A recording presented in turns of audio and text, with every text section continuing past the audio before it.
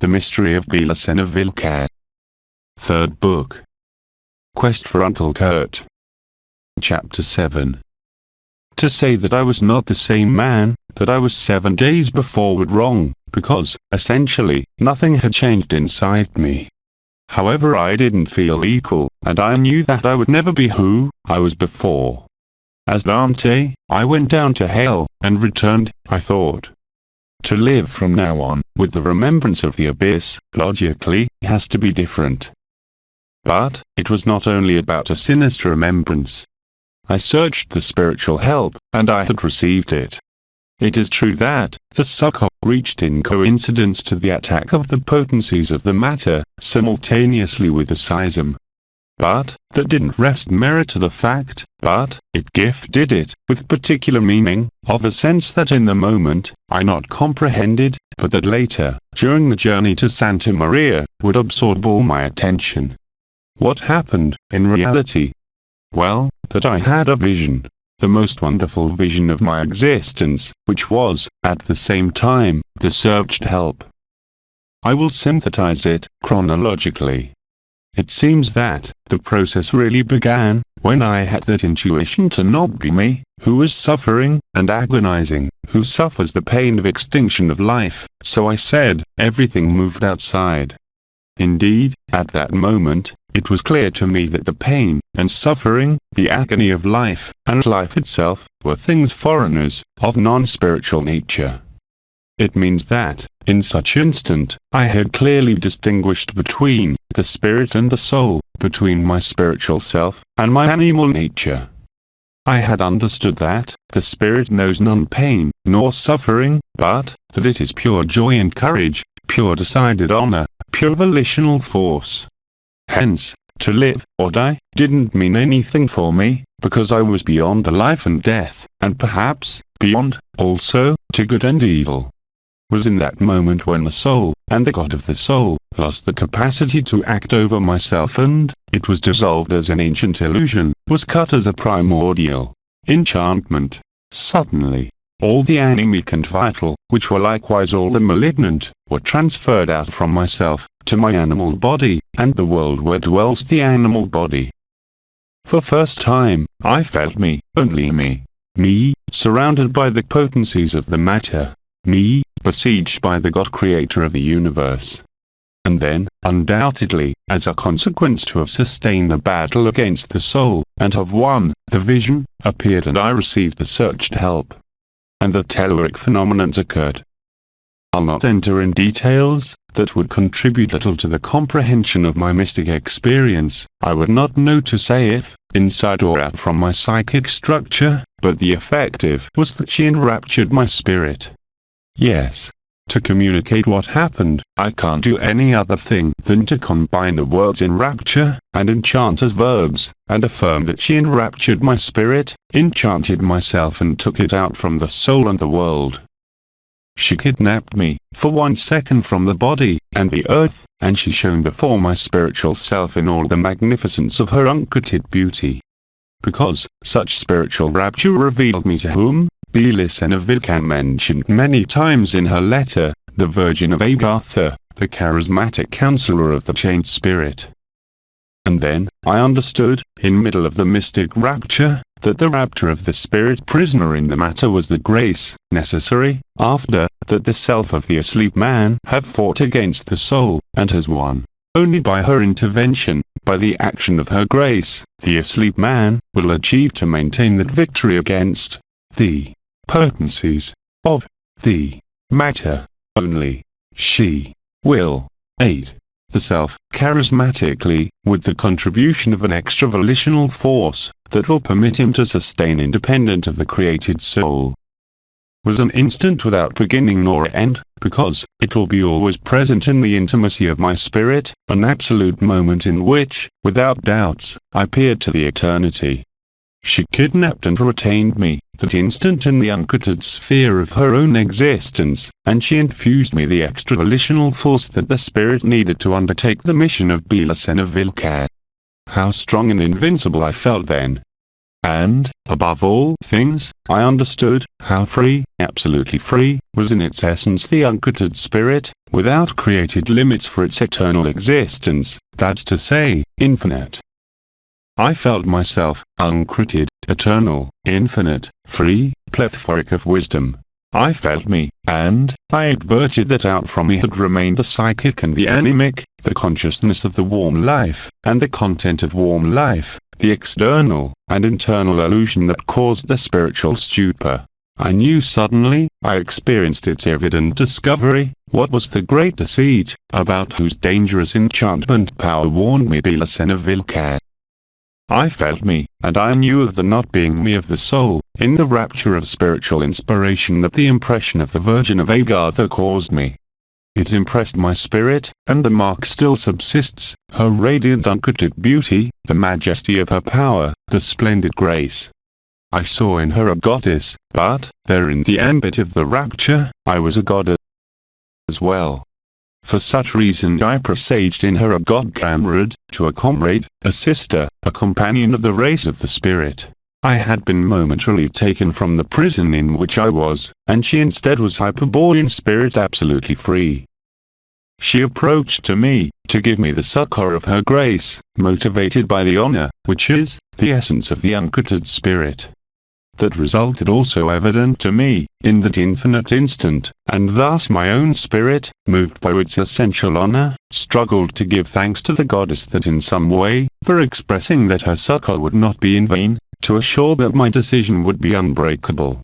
But nothing I reached to do in such sense, because the goddess smiled lovely, making me comprehend that she understood all my thoughts. The Virgin of Agartha had a bouquet of wheat spikes in her left hand and a grain of the same cereal sustained between the fingers index and thumb of the right hand. When she smiled, she did a gesture with this hand that in principle I didn't interpret, and she directed it to me, towards a kind of eye of fire that I possessed in a determined part of the spirit. Then, she opened the divine fingers, and she released there the magic seed. And that act put end to the vision, abruptly. I felt as if a cold ray, entering through my head, would have impacted in a heart.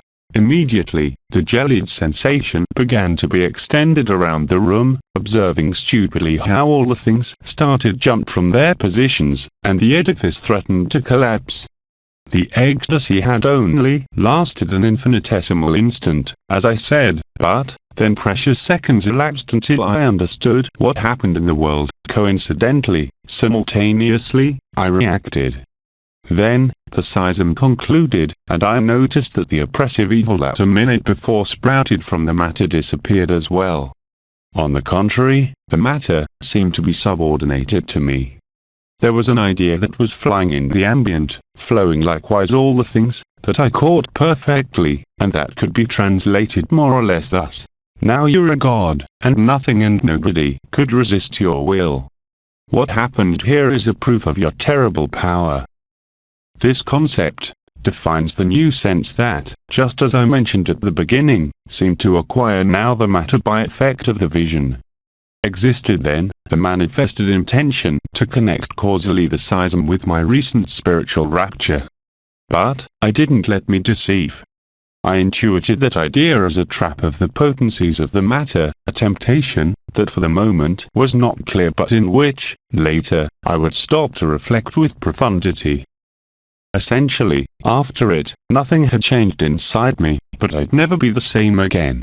Only the relation of forces that maintained the spirit and the soul were altered by the effect of the extra-volitional force provided by the Virgin of Agartha. When I recovered the consciousness about the reality of the world, after the contemplation of the divine image, myself was capable to dominate with singular potency the animic nature, as I never achieved before, after years of yogi practices of concentration and mental control. And I was not disposed to lose such power, that roles be inverted, and the self remain once again submitted to the desires of the soul. But that would not occur, I could assure it, because it was evident that not only the self went out strengthened from the spiritual rapture, but the soul went debilitated permanently in what constituted its own essence. The feelings and emotions, the love for life and its things, the good heart, that I had always manifested, and that prevented me to use the violence to resolve the problems that hindered my path. All these warm passions and many others became colder rapidly, flickered and extinguished as the flame of the candle that has consumed its wax. Certainty, if I'd have to synthesize the new state of my being, of psychiatrist and, also, of educated man. Even though it was unacceptable for the official orthodoxy, I could not deny what I really experienced, and that had already produced an appreciable transformation in my behavior. It was notable for almost all who knew me, and is for this reason, that they supposed a post-seismic shock, that I suffered, a type of psychological regression. All of a sudden I had become as a child. I laughed for any reason, and it seemed that nothing worried me, such the reproaches of my friends and relatives, that revealed the particular regressive change of my character. But, I was also turning cruel and ruthless. I knew it, but I didn't reproach it to me, because, as never before, I despised my life, and life in general.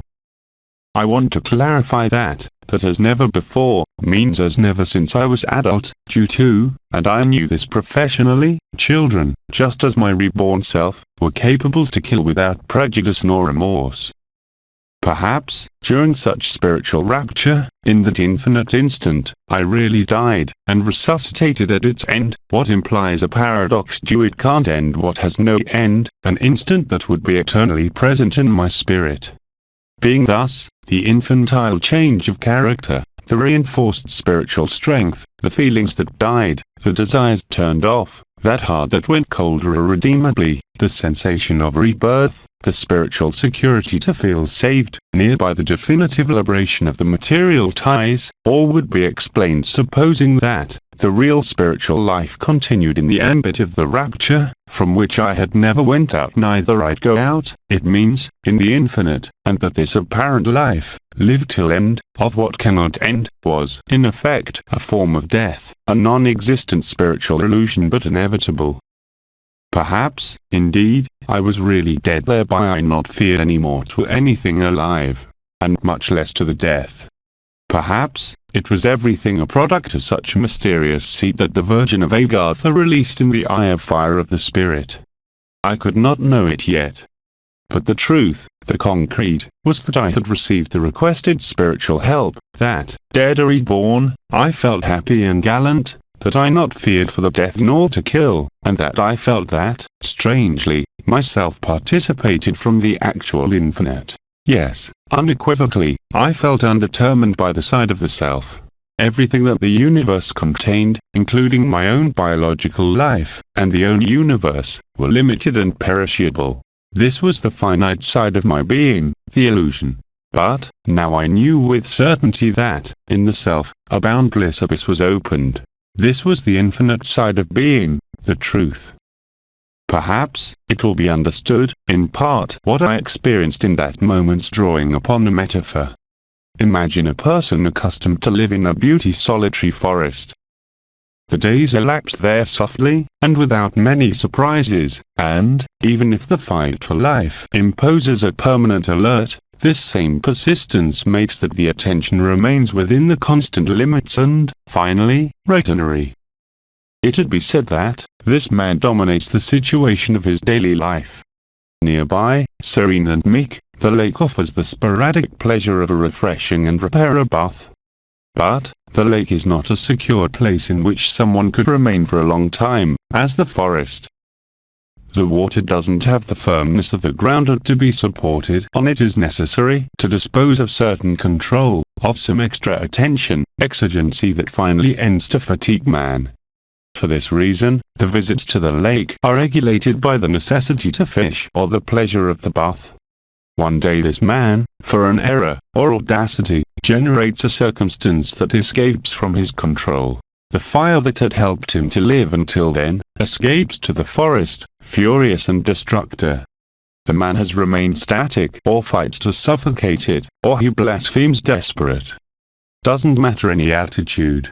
Nothing can prevent the catastrophe, due to, the fire has surpassed his control, has overpassed him. The flames spread everywhere, consuming all, and it becomes indispensable to search the salvation. But, where? Where is the security? All of a sudden, as a ray, emerges the light. The lake. An irony. The site where he would have never thought to search shelter, is now the only place that offers the possibility to survive to the brutal change of the daily world, which vanishes consumed by the ravenous and killer stake. The man runs desperate towards the safer lake. Behind him, an ardent and implacable monster seems to be following him closer, gnashing the teeth, roaring and throwing suffocating mouthfuls. But, it not possible to turn back and look, there would not be another opportunity. Just remain to gain the lake, that never seemed to be so far as now. Finally, a paradise vision, indescribable joy, mystical apparition, the lake emerges in his horizon. Fantastically calm, is, for the one who escapes by millimeters from the death, an oasis of peace. He throws himself into the protector waters, and swims many armfuls, intuitively towards the center. Only now he can turn back, momentarily, when he is saved in the fresh waters, thus, he can look towards, until a little time before, also secure world. Considering the analogies that this metaphor offers with the aforementioned events, it could be understood which was my spiritual state. As the man of the example, at seeing the forest burning, and disappearing for moments within the smoke, what constituted his world and security, I also saw the dependable and daily reality being dissolved in the fire of unmistakable evil. As the man of the metaphor, who felt strangely secure in the waters of the lake, till yesterday fickle and unknown, I was also safe now, and firm in the, until yesterday, unknown waters of the spirit. The man of the forest, while he was floating safe, was looking the world being consumed and thought, I've born again. I also felt reborn in the confine of the soul, and just for this feeling inexpressible, it could be said that I was another man, although essentially I continued being the same.